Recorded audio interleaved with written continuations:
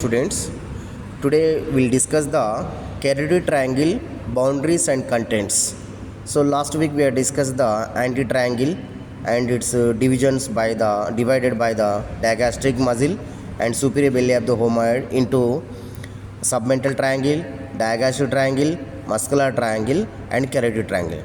Today clearly what are the boundaries and contents of the carotid triangle we'll discuss. See here, anti-triangle anteromedially anteriorly it is bounded by this is the superior belly of the homoid muscle. This is the superior belly of the homoid muscle.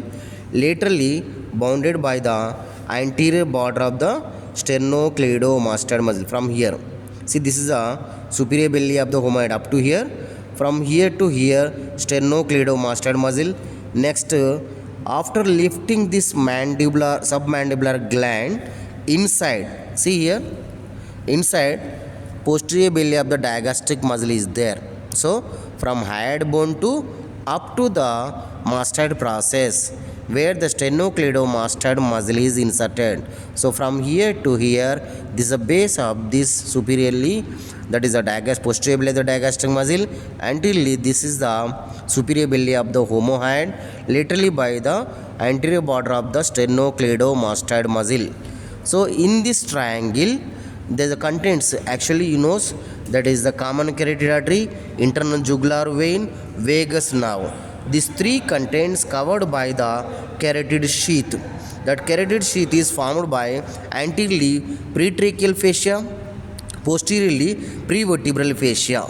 These two are extends above base of the skull to up to the arch of aorta. Here, this carotid sheath not only covers this common carotid, it is divisions like a internal carotid artery.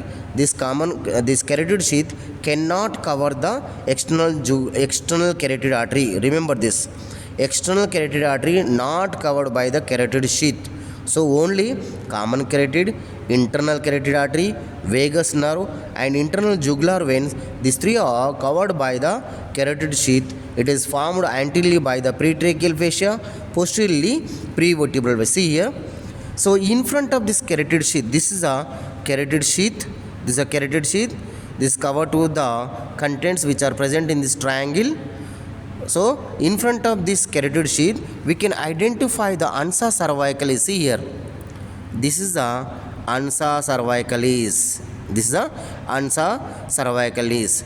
This is the superior root of the AnsaCervicalis, superior root and inferior root. The superior root is formed by the descending branch of the hypoglossal nerve and C1 nerve.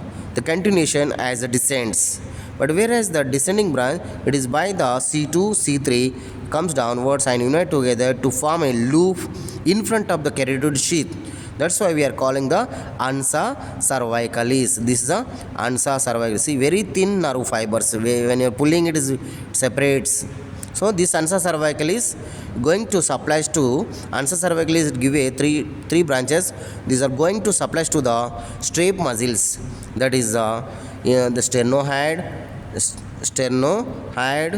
sternothyroid and also inferior belly of the homoid.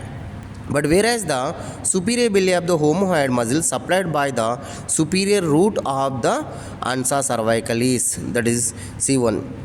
So after remove this carotid sheath and AnsaCervicalis, we can identify the contents of this carotid triangle. See here, after separating this fascia, we can identifying this internal jugular vein.